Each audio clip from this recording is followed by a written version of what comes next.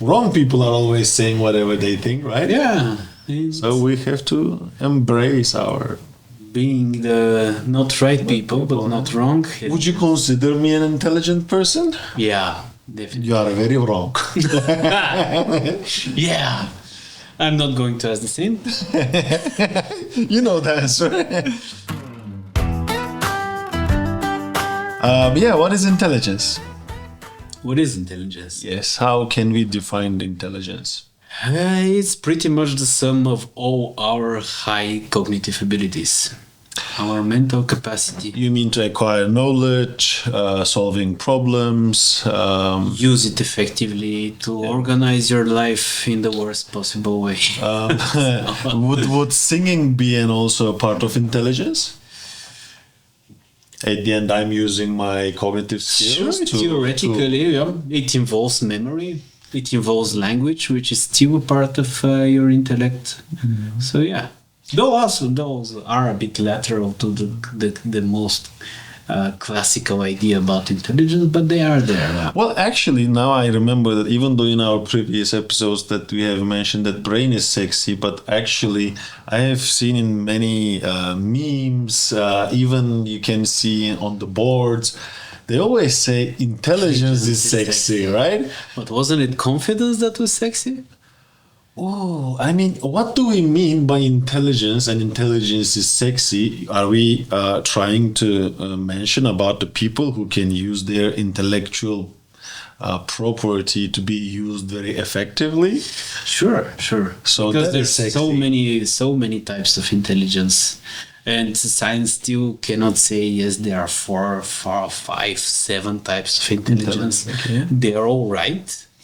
You just don't know how to pack those different types of intelligence into bigger clusters. Can you give at least 1 or 2, I don't know, example? What type for example, traditional intelligence is quantified through the so-called IQ. IQ, yes. It's intelligence quotient. Mm-hmm. Is it an effective way to measure the intelligence? It is. Just not all-encompassing. Mm-hmm. Because IQ has been very famous in the 90s, mm-hmm. I believe. And it's perfect to showing how you're going to function in an academic environment. Well, outside of that... In psychology, we try to make people understand that usually when it comes to intelligence, I always ask people why I'm not the fucking Einstein, right? So why we are not one of those right people and we are the wrong people? So we turned out wrong. Am I all to blame, or maybe my intelligence capacity doesn't give chances?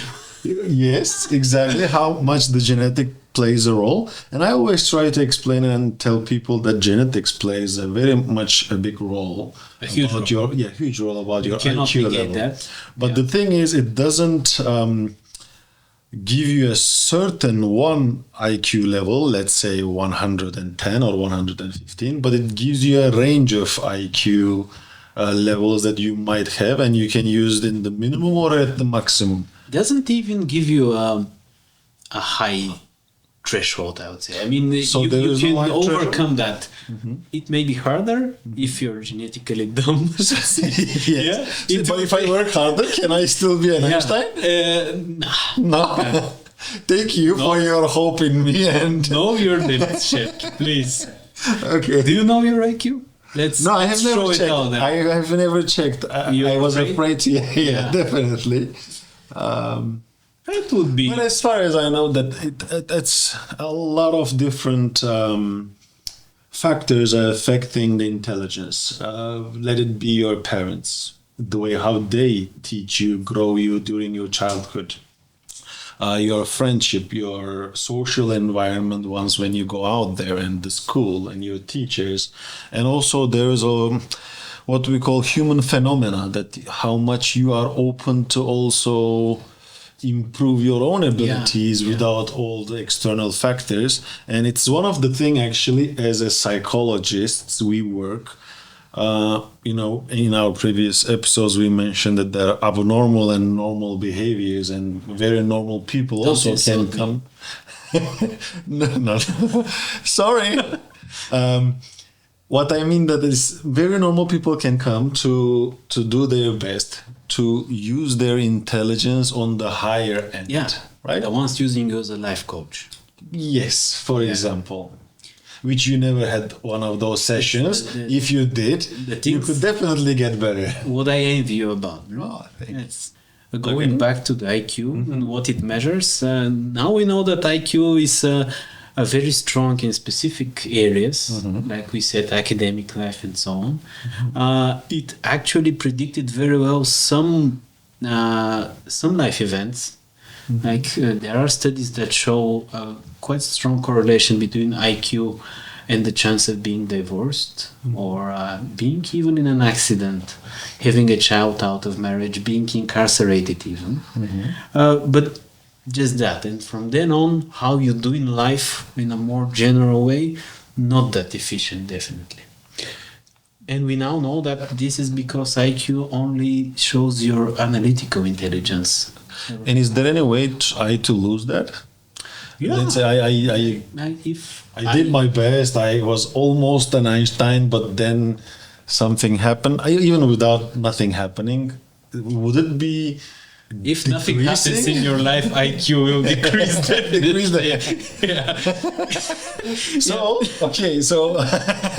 Okay, definitely an action is very much needed for intelligence to be and change, because you said what? Change is sexy too, right? You have to adapt and change for your IQ to go up. Also, I guess one of the definitions of intelligence also the capacity to be able to adapt changes. Yeah, right? exactly. And that is what IQ doesn't really do very well. Because like I said, it's just analytical intelligence. And from then on, you have all those types of intelligences, but mainly outside of analytical intelligence, there's also a practical intelligence. So how you go through life, like using your environment in the best way to get a certain opportunity. And we know from life that there's a lot of, let's say, financially successful people that they don't have that much of an IQ, but they're practically intelligent. Would we say that maybe, I'm looking from a bit more of psychological perspective, highly IQ'd people, would it be maybe they are more narcissistic? Or it is not necessary? Definitely not necessary. There is a very interesting study about the correlations between personality traits, where narcissism definitely is, and cognitive abilities. It actually showed some stuff that we are not that surprised by. Like, for example, seeing that being more conscientious and hardworking gives you better IQ, because probably that means you go for a better education. And education is something that makes your IQ better. That is sure. Well, depends on the education, of course, what you do with it, but in the general meaning. But that study also showed that more people that are more open to others and more outgoing actually have better IQ. Better IQ. And that's because of social intelligence as well, because that's different. I will come to that point. There is one series on Netflix. I don't know if you should say Netflix or not. This is the wrong, because we are whatever. Okay. Netflix, HBO, Amazon, whatever it is. So there is a very. I hope they will not sue us. We are anyway. What intelligence does Pornhub give you? Pornhub. Yeah, erotic intelligence. Erotic intelligence. Does it give something or take already? You probably takes. Takes. Yeah. I mean, especially on the hours of usage on a daily basis. Well, definitely, recent research shows that porn addiction can really lower your cognitive skills. Also, that is pretty much in the area of doing nothing with your life. Lowers your IQ. No, I will come back to this. There is this one series called Mindhunter. Please watch it. It's really, really good. Mindhunter. Oh. It is based on true story. Who hunts people for their brains? Not exactly, but kind of. What it happens that it is the story of the behavioral department FBI, how it is developed. So there are two psychologists are coming with an idea why people are doing criminal activities, and they would like to study what is the reason behind that. But they don't want to deal with very low cases. So why sequentially those killers are doing what they do? So they start to interview all the serial killers to figure it out what is the psychological result behind it. And if you see also the episodes and also the real interviews of the serial killer, especially there is one guy whose name is Ed Kemper. He was one of the convicts who had the highest IQ level. I don't remember exactly right now, but he really had a very high IQ level, and he avoided the law enforcement for over 30 years. At the end, he got bored and he was like, okay, I will never be caught, so I have to give myself in. Yeah. So, as you mentioned before, how you use your intelligence with which intentions are very know your important. poison. Know your poison, exactly. So what I want to add to that, and it is a different type of intelligence, I believe you can also give us more information about that. How about emotional intelligence? And practical intelligence might be very dangerous, as I mentioned. It can, if it is used for certain things, someone can use their charm and their intelligence to pick up ladies and later to do very bad. Yes. But maybe antidote to that can be a high emotional intelligence. So if we have a... Because this is a very Western concept, like those 90s that I mentioned, this is getting better and better with time. But still Western civilization puts analytical intelligence on the pedestal, and it pretty much ignores all the other types of intelligence. And that is a perfect example of that, because the one you mentioned, he has practical intelligence, but there's a lot of analytical intelligence in that behavior. And if you go out of that, there is emotional and social intelligence, and when those are high, you are much more likely to be a functioning part of society. Haven't we suffered too much exactly because of that? Even in the Second World War, there were great engineers, doctors, but without any emotional intelligence. It was used for very, very let's say inhumane practices. We are definitely not in the capacity of explaining why World War II happened. But definitely one type of intelligence cannot go without. Would you say you are emotionally intelligent? In my last 10 years, I've been emotionally dumb in the past, definitely. While being kind of analytically high on the spectrum. But you definitely have to work on your low points. What was the Todor when he was emotionally dumb? Just not being aware of your emotions, ignoring them. So we can make a better definition of emotional intelligence. I try to sometimes also think what emotional intelligence means, because as you said, intelligence can be sometimes very liquid and we cannot always draw the lines. Emotional intelligence, I guess it's understanding your emotions, where they are coming from, and detecting them, knowing how they change your behavior, and the hardest part, trying to modify them, because of course emotions aren't really something to work with a chisel on. But the more emotional intelligence you have, the better you. Do we also receive our emotional intelligence from the genes, maybe? None that I'm aware of.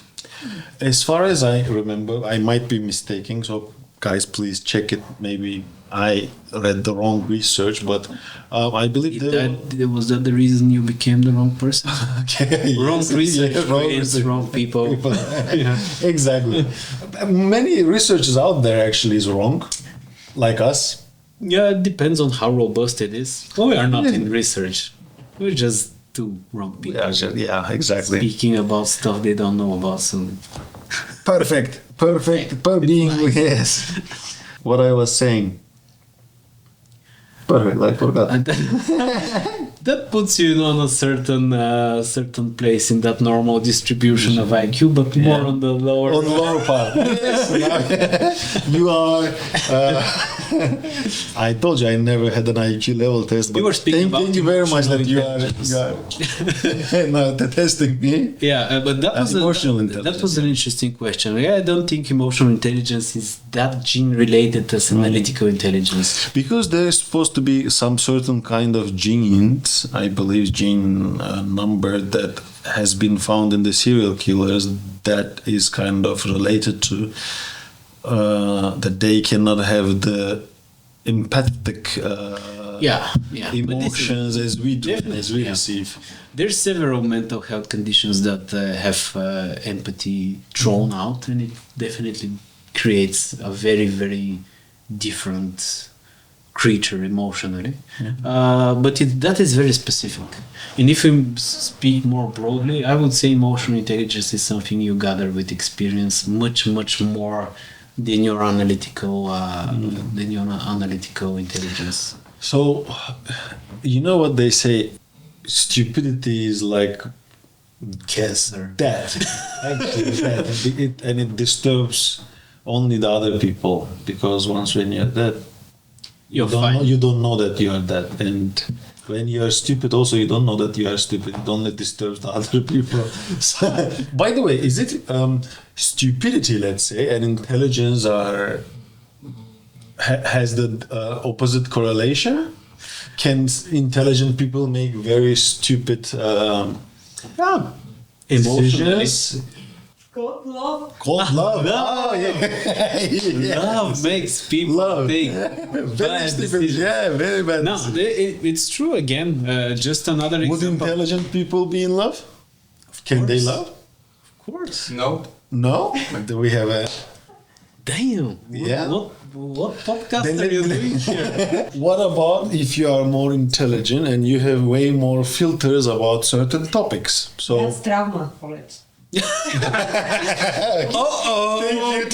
Emotional damage. That's what we are speaking for. Now I have to ask the question. for the first time. How do you practice love? Because if you ask, if you say that intelligence is the ability to use stuff, then how do you use love? How do you practice? How do you practice love? Let's leave that for another episode. What about ignorance is bliss? I never liked that saying. No? Yeah.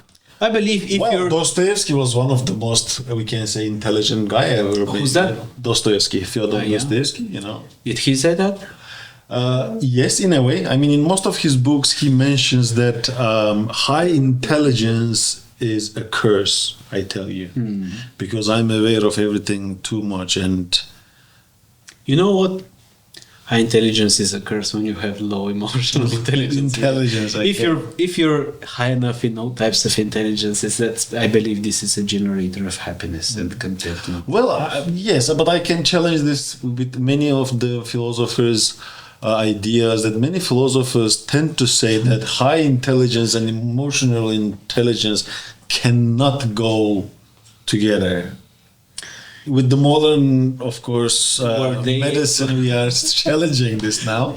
Were they able to go out of their situation to speak in a more broad sense? Because I guess it depends on how intelligent you are. Because definitely on that normal distribution of intelligence, the one on the high-end spectrum, it usually is on the cost of the other types of intelligence. And also now when I think about that, how much we are capable of using our intelligence if we do not consider the whole cultural and what we call zeitgeist, the soul of the time. So I will give you a simple example. Einstein, as you mentioned, is one of the highest IQ level guy, right? But yet he still married his cousin. So Okay. He didn't practice love in a good way. Was he emotionally intelligent or not? From what I've read, I believe so. Yeah. Although also emotionally. parts of his life show that. No, but by the way, at that time, what I mean is that zeitgeist, the time of the soul. There are soul of the time. Sorry. When is the time of the soul coming? I'm waiting for that impatiently. What I meant is that yes, there is. In one of our first episodes, we have mentioned that sometimes there is a backstage, and the social psychology is very much interested in that. That we also use our intelligence accordingly with groups of people, and for that, many philosophers are saying that intellect is found in individuals very much, but it doesn't exist in the groups at all. Oh, I believe Nietzsche says that because most of the political parties, for example, they require you to put your intelligent questioning skills on a side and follow up the ideology of political. Sure, but that's separated. There are actually modern science is quite interested in group intelligence because from what we know, a group functions much better than the sum of its parts. Definitely. Yeah. There are many, not researchers, but even experiments that, in very basic, easy, in the psychology one-on-one experiments, that two babies are always much faster doing a collective job, and it is, of course, better for and better than species. 1 plus 1. I mean, that's the whole idea. It's not just a sum of their work, but it gets even better. Yes. Yeah. So you think that collectively we are much better? Yeah, definitely. But something we really have to say here, and this is serious, and I believe it's even right in the wrong. No, we are always one right thing. Is that the brain doesn't work in a vacuum. You cannot get to your optimal self, your optimal cognitive abilities if you're just alone. Especially if you're lonely. But even alone, it doesn't work. There have to be social connections for you to go up in your capabilities. Yeah, but in many cases, from my experience, I have seen that high intelligence tend to make people more isolated. You still want to make intelligent people the most miserable people on earth. Maybe I am empathizing with them. Maybe I am one of them. Yeah, you have to check your IQ. Yeah. Maybe I was exaggerating my IQ level back then. If it's higher, it was all about the. No, the other way around. Really, people that are on the high end of the classical IQ, it's always on the price of the other intelligences because nothing in nature is free. You cannot have all of them on a high note. Have you ever been forced to or had to have? Where are we going? No. I will say that. Have you ever been forced to take an to work with, let's say, a less intelligent person than you are? Who hasn't? And would you still be defending that we are working much better in a group setting? Well, sometimes group can be a hell, you know? Yeah.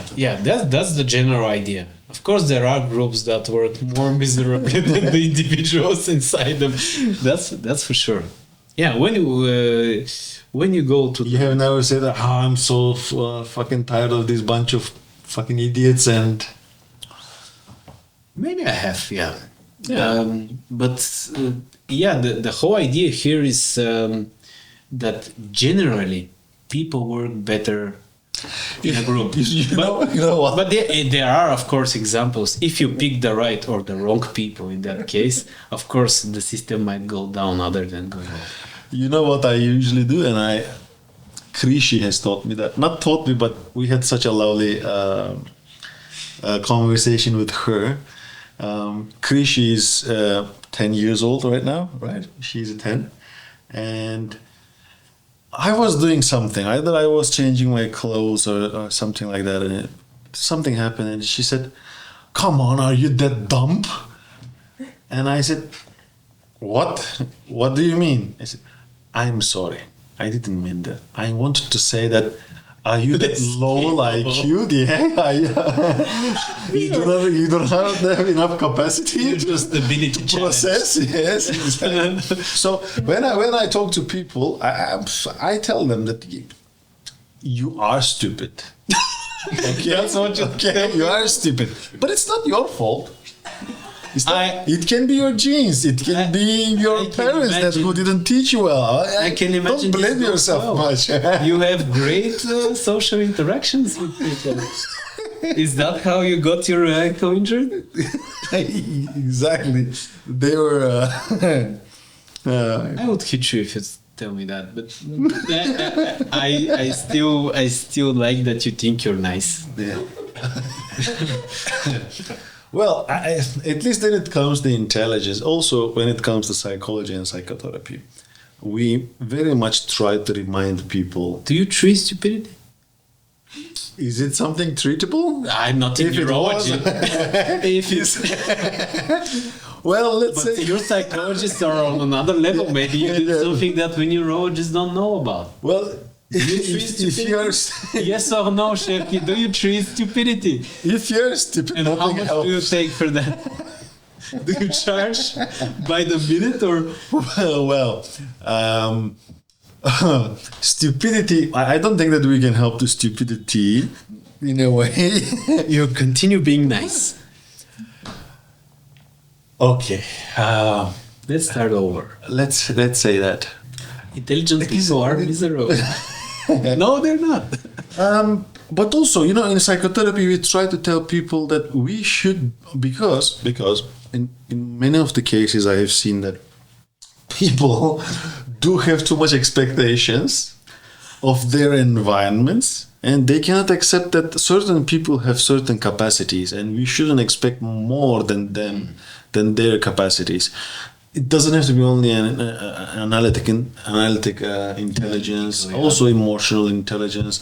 I try to tell people, every of us, we have a certain capacity from minimum to maximum. Of course, they're not very thick lines, and these can be a bit pushed. Yes, you can definitely, if you are 115 IQ, you can make it a bit more, of course. How much? Let's say if you are 115, you can make it like 17, 18, 20, a little bit. You can on go. the threshold. Yeah, you can go higher. It's quite a dynamic. Yeah. You can push it up.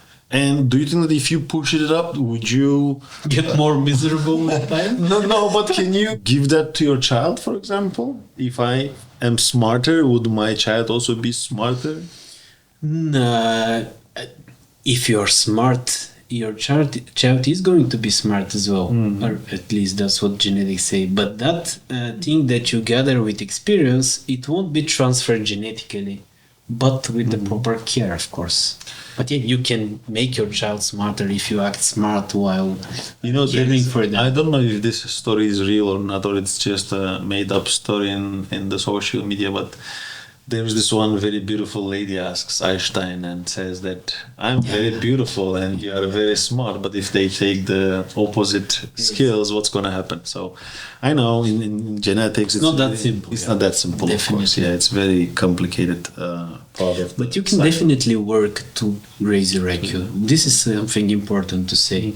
And actually, we didn't mention that intelligence is also divided between fluid intelligence. Fluid. Yeah, and crystallized intelligence. And fluid intelligence is the intelligence you use to be an opportunist, to use your environment in the best way possible to go up without any previous knowledge. You're just being good at using your environment. And crystallized knowledge is the general knowledge you just gather with time. And there are interesting studies that people with high fluid intelligence, they tend to ignore crystallized intelligence because they don't need it that much.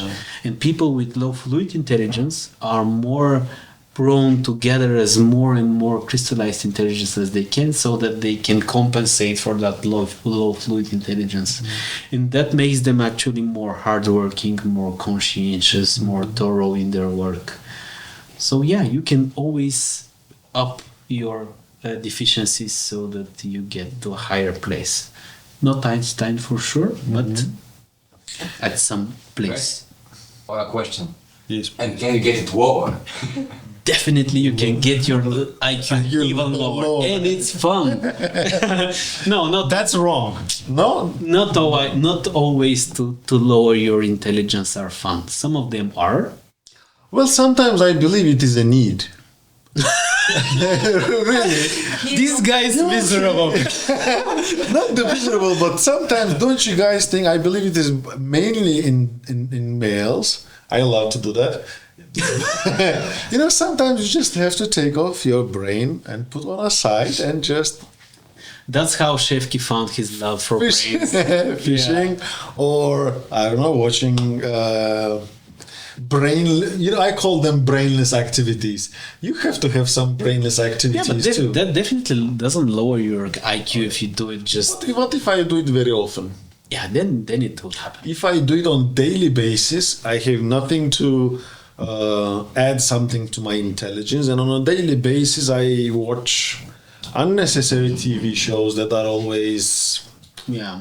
you Again, the broad idea of doing nothing with your life definitely lowers your IQ. Yes. And education makes it doing higher. nothing with your life is the it right wrong thing to though? do. It's not. I wouldn't say it's wrong. It might be a very deep philosophy because at the end it goes. Yeah, to the- that's anarchy, anarchistic. What about suicide? Oh, that's That means lowering your IQ to zero in a matter of seconds. or you can suffer a lot before you go if you do something Are we wrong. doing an episode on suicide? I believe we should definitely, but maybe On the 100 yeah, something. Yeah, something like we're before going we cancel. Until then, if we're We're not going cancelled, to get yeah, cancelled then, cancelled, yeah. That's for sure. We can do it right after the gender and sexuality. So that we just take them off. With all, yeah. And that. Well, should we say thank you very much for everyone who is joining us here? For joining us here with Of us. course. Thank you for joining Being with such wrong people and having patience to hear everything from such wrong people, and Yeah. hopefully So maybe they can we should spread these wrong ideas. we should repeat only right thing we said. Definitely. Brain doesn't work in a vacuum. Go out there and communicate with people. Intelligence is still sexy in many parts of the world. Brains are as well. Definitely squishy. Especially if you and take sexy. them out of Yeah, squeeze, squishy. Just pet them. the Size matters, or size matters only with a weak correlation. Yeah. 0.3 to 0. depends on how you use it, right? Yeah. With every episode, the group of sexy stuff gets bigger and bigger. Yeah. So we now have sexy brains, confidence, and intelligence. Intelligence, yeah. What else can be sexy? Only the future may answer. Yeah. Well, we can discover that maybe in our next episode, in the future episodes, we can see. But before that, our next episode is going to be very emotional. Oh, yes, We're definitely. going to get emotional. Emotions. Yeah, we're going to speak about emotions Yes, definitely. in a very wrong way. Very, very wrong way. Probably we are the worst person. You The should right listen. people Yeah, for the wrong yeah, stuff. Wrong stuff, definitely. Emotions can be very wrong sometimes. Can they be sexy? Can be sexy too. Definitely. Emotions are also in the group of sex. Sexiness, yes, definitely. And then time out. Okay. Emotions next time. Emotions next time. See you next time. Soon. Bye. Bye bye. This video has been brought to you by Nuance Psychology.